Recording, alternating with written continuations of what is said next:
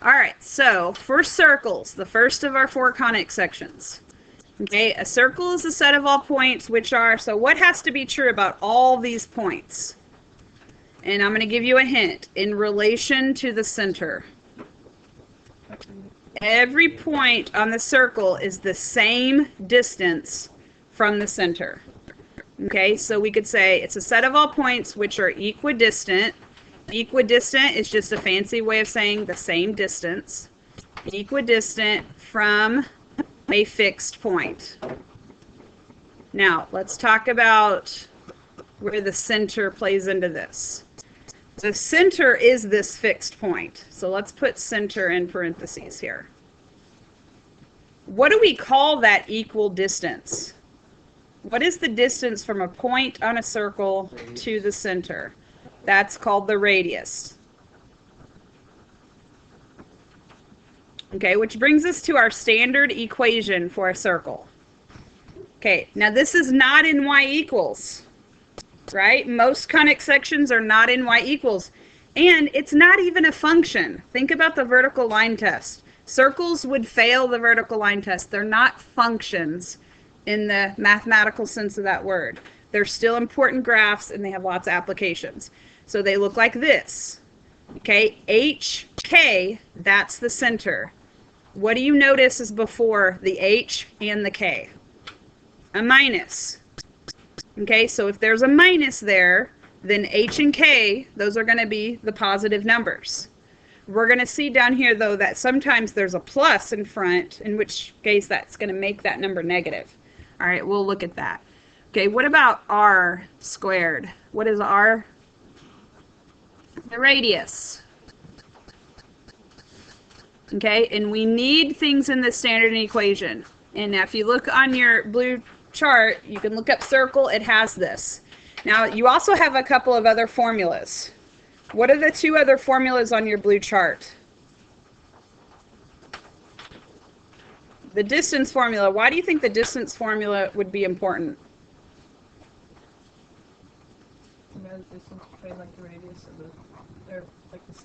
Yeah, if I gave you the center and I gave you a point, you might want to need to know what the radius is. You might need to know the distance. Now, if you look on that blue chart, it gives you the distance formula, and it's going to say something like this. But basically, it's the change in x squared and the change in y squared. Now, if you like formulas, use this formula. If you don't really like formulas, there's kind of a shortcut, and it's probably the most important theorem. What's the most important theorem probably we learn in math? Pythagorean Theorem. Very good. You can use the Pythagorean Theorem. Think about it like this. That would be the hypotenuse of the Pythagorean Theorem if you could make a little triangle. So I'm going to show you both things. All right, there's another formula on your formula chart, and that is for midpoint. All right, and if you notice, it says x sub 1 plus x sub 2 over 2. What is this doing? Give me another word here. What are we doing to the x's? We're averaging them. So you average the 2 x's. Since there's 2 of them, you divide by 2. And then you do the same thing with the y's. Now, because this section or this chapter is so formula heavy, you're going to be given these formulas. So you don't have to know them. Earlier in the year, I made you know these 2. There's another way you can kind of get out of using midpoint formula, and we'll look at that. All right. All right, so let's just go ahead and look at first example. This is in standard form, which is exactly how we like it.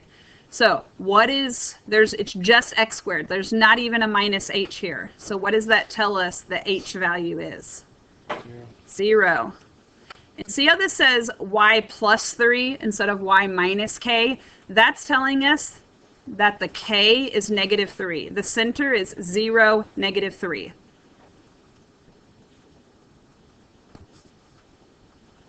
And the radius, remember, this is supposed to equal radius squared. So what is just r? 3. So last chapter we did a lot with squares. If you remember those really well, it's going to help you here. Now that's as hard as that gets when it's in standard form, which really isn't that hard at all. Okay, now in Algebra 2, you didn't do a whole lot of this next problem. You did a little bit of it, but not much. Most of the time in Algebra 2, they were already in standard form. This is not in standard form. So we have to make it in standard form. So I want you, this is my advice. Put your pencil down and just watch me do this problem, and I'll give you time to get caught up, but I don't want you to miss it. Okay? Let's get all the x's together and leave a blank. And let's get all the y's together and leave a blank. And then any other numbers that don't have x or y next to them, let's add them over or subtract them to the other side, like that. Okay, now I am setting this up to do completing the square. We've reviewed completing the square this year, and I'm going to even switch colors here. To complete the square, you're going to take this number, like +8, and just somewhere where you have some room, you're going to half it, which is 4, you're going to box it, and you're going to square it. Okay, that last number, which is in this case 16, we're going to add it here to complete the square.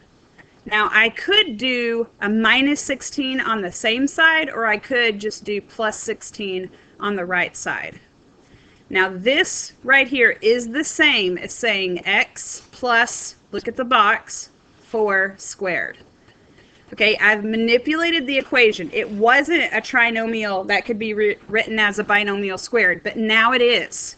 That's why we call it completing the square. So go ahead and write down what we've done so far, and I want you to think about how we would do this with the y section.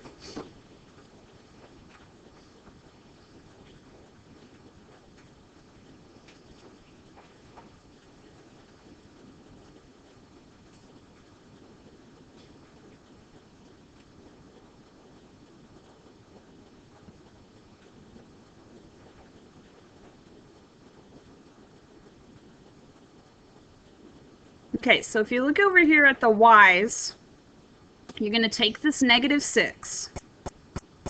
And remember, the first step is going to be to half it. And if you can simplify that number, go ahead and do that. That's -3. Box it. Half it, box it, square it. What's -3 squared? 9.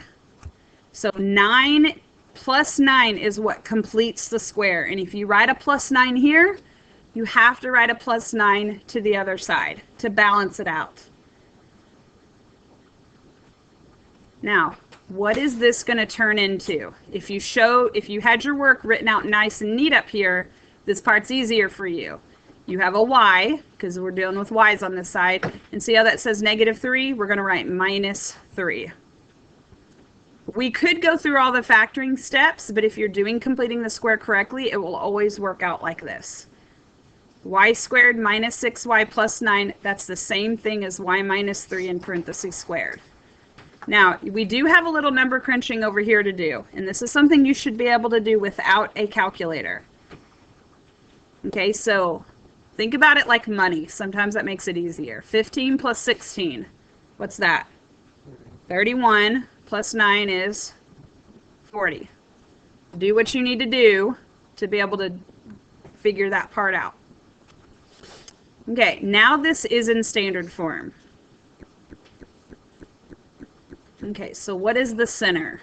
Anybody know? -4, 3.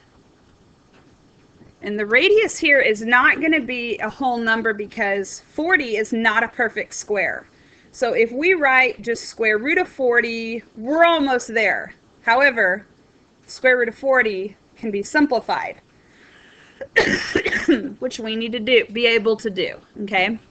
There's going to be a time when you have to do this and a time when maybe it's not so important. Right now, we need to review how to simplify that. So if you remember, you can think of it like this. This is 4 and this is 10. Square root of 4, that's 2. Square root of 10 is just square root of 10. So you think about the largest perfect square that goes into 40. There were other ways we did this, but...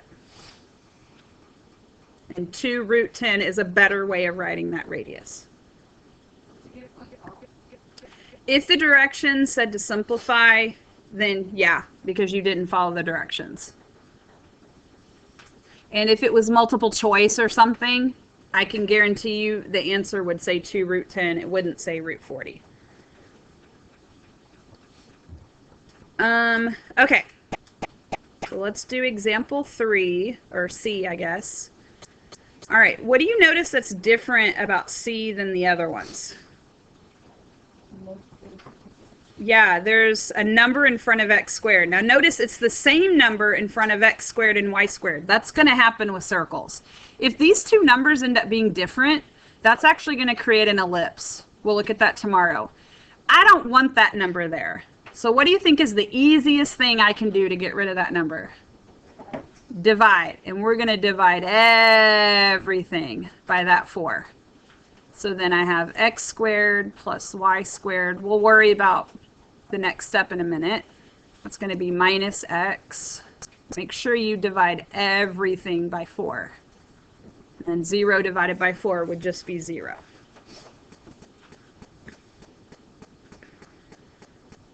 All right, now look back up to example B if you need to. But remember, the next thing we need to do is kind of get the x's in a group. Let's leave a little bit of space. Get the y's in a group. And then numbers like this minus 11/4, we want to move that to the right side because that's going to be part of my r squared. And it's going to change because I'm going to have to add stuff over here. All right, one of these is a little bit easier to do than the other. Do you think the x's are easier or y's are easier to do with completing the square? Why do you think that? I don't know. Just a guess? Yeah. What's the first thing we have to do with that number? We have to half it. Some numbers are easier to half than others. Even numbers, very easy to half. Odd numbers, not as easy. Okay, let me explain to you what I mean here in this example. So, what number is in front of x? -1. Okay, so off to the side, you're going to write that number and you're going to half it. Now, does that simplify? No. It doesn't simplify, so just box it. If it doesn't simplify, box it. This is going to happen when you have an odd number divided by 2. We're still going to square it.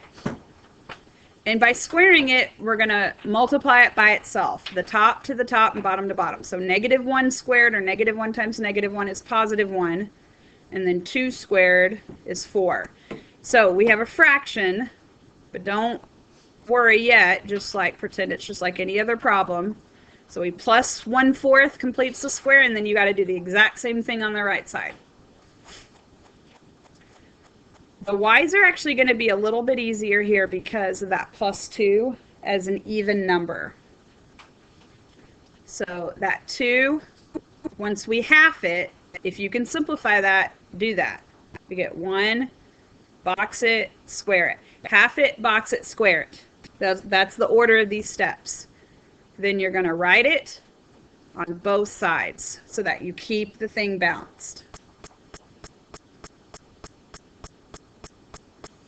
So it looks really messy, but we're actually almost done because this right here is going to simplify into something squared. You write an x, you go back up here to the box, -1/2. Don't worry about that. That's a fraction. It's really not going to make anything more difficult. Okay, plus. What should I write next? Y plus 1 squared. If that number in the box is positive, put a plus that number. Now we do need to add these things up, and when you add or subtract fractions, you need a common denominator. So look what I'm going to do here. I'm going to change this +1 at the end to a 4/4 so that they're all over 4. What's 11 plus 1 plus 4? 16. 16. And 16/4 is the same as 4. Okay, so let's just do something like that. Now we're able to do the rest. So go ahead and write the center and the radius on your own. Just look at the previous problems if you need to.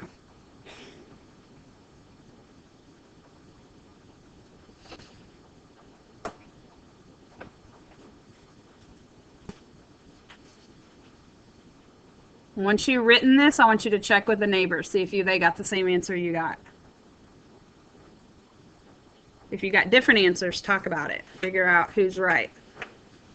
Arm wrestle if you need to. So when we divide it, if that number like wasn't 0, would you divide that equal by If this number right here wasn't 0, like if it was say 10, Yeah. we would divide that by 4, and you would have had another number over here that got combined. That number does end up being 0 a lot of the time, though. Okay, who's super confident? What do you got, Sam? 1/2 -1? Do we agree? Yeah? Okay, somebody else yell out the radius. 2. Very good. Okay, so what's the hardest thing about what we're doing so far? Completing the square thing. Getting it into standard form. Okay, so you need to practice that. We haven't done it that much this year, and you got to practice that to get good at it. So otherwise, you're just kind of stuck. Now, sometimes I think these types of examples look harder. They're actually easier for the most part, not always. So there's, if you look at this, if we had a graph, it may be a little bit easier to figure out what they're talking about here. So it says, find the equation of the circle with center -1, 3. So go ahead and make a graph. Try to be as neat as you can. And then it says containing the point -5, 6. So 3, 4, 5. So my graph isn't super neat, but it's pretty neat.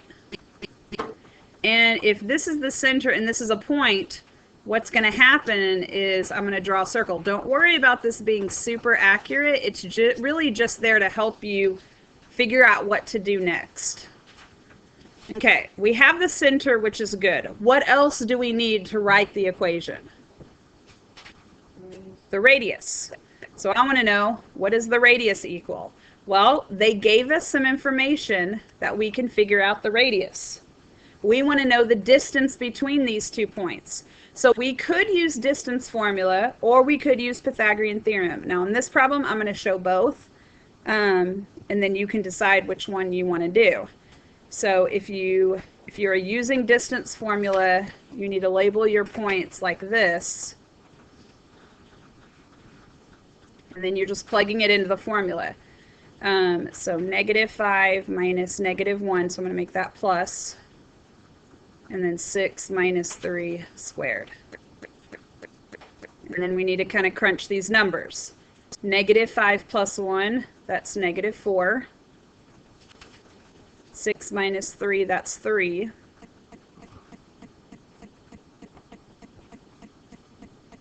-4 squared is 16, and 3 squared is 9. 16 plus 9 is 25. So we get R. Or, sorry, that's not what I meant to say. We get 5, which is our R. Okay, that's your radius.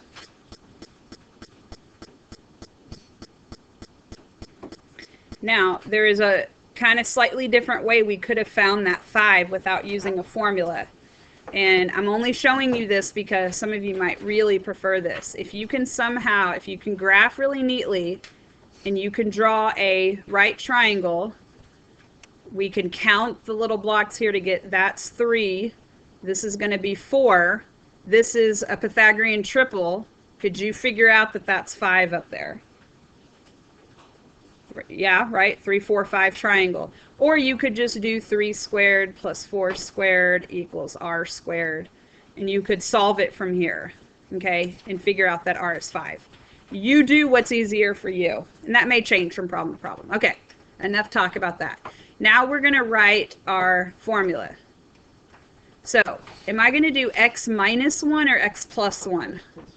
Plus 1. It's always going to be the opposite sign. And then don't forget the squared. Okay, then you're going to do y minus 3 squared. Is this going to equal 5? 5's the radius, but 25 because the formula says equals r squared. Okay, so this kind of could save you a little bit of work, by the way. whether you're doing distance formula, you don't really have to square root that number, or here, you could just figure out what r squared equals. That's all that really matters for the equation. You could save yourself a little work that way.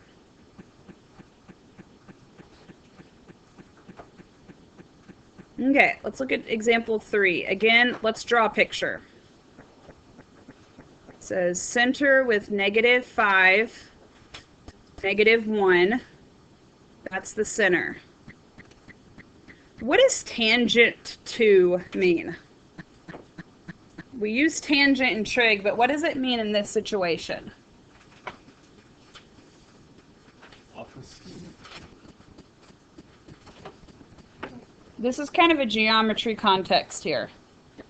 Tangent means that this circle is like right up next to the x-axis, but it's not crossing through it. Okay, those of you that take calculus next year, we're going to really use that word a whole bunch. But it means the circle doesn't cross through the x-axis. Look at my pen up here. It's not like this. What's happening is it's going to just barely touch it, like that. Touch it in one spot. So does that give me enough information? I know my center. Does that give me enough information to find the radius? If you've graphed this neatly, you can figure out the radius.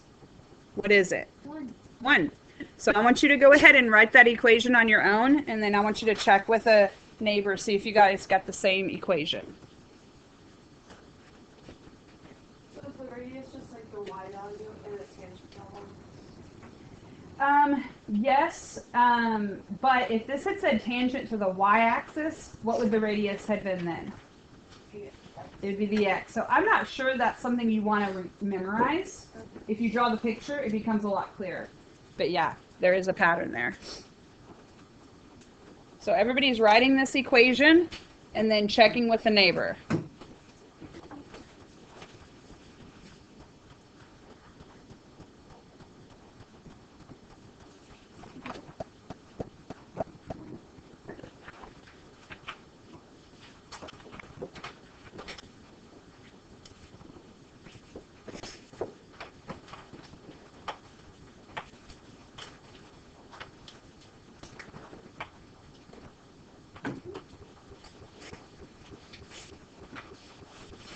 Okay, once you get an equation, go ahead and check with a neighbor.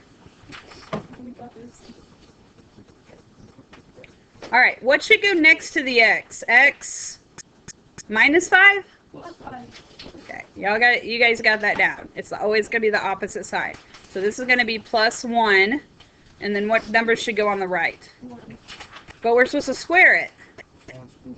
Well, 1 squared is still 1, okay? But I don't want that to throw anybody off. We did square the number. It just happened to stay the same.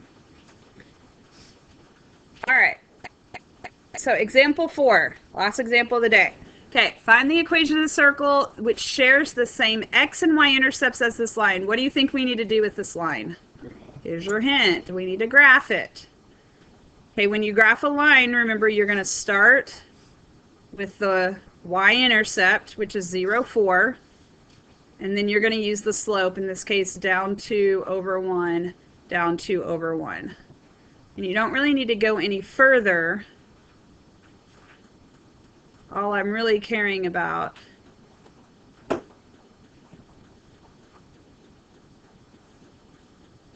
okay, so let me tell you what these directions mean. It means here are 2 points on your circle, and your circle is going around like this. Again, this doesn't have to be perfect. It just needs to be enough for you to be able to proceed with the problem. Remember, for these, you need to know the center, and you need to know the radius, and then that's going to help you write the equation.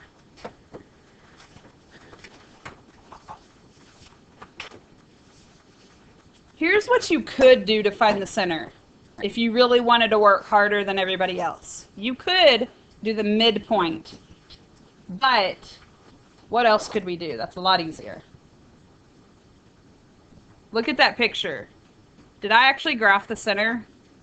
When I did slope down 2 over 1, this point is right in the middle. That's the center. So the neater your graph is, the easier this kind of stuff is for you. If you didn't catch on to that, or if it wasn't obvious, you would have to do midpoint.